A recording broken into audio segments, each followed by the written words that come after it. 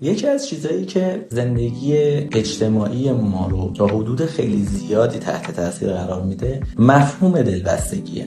دلبستگی به معنای رابطه پایدار عاطفی، اجتماعی و جسمانی که بین افراد شکل میگیره و میتونه زندگی بین فردی انسان رو تا حد خیلی زیادی تحت تاثیر قرار بده. اینکه آیا زندگی اجتماعی پرتنشی داشته باشم، زندگی اجتماعی توأم با آرامشی داشته باشم، تا حدود خیلی زیادی وابسته به همین مفهوم دلبستگیه. اینکه آیا من نسبت به خودم نگاه مثبتی داشته باشم، نسبت به دیگران نگاه مثبتی داشته باشم، یا نسبت به خودم نگاه منفی داشته باشم، یا نسبت به دیگران نگاه منفی داشته باشم، میتونه حالتهای دلبستگی بسیار متنوعی رو ایجاد بکنه که منجر به سازگاری یا ناسازگاری ما در روابط مهم اجتماعی ما بشه. به دلبستگیاتون فکر بکنید.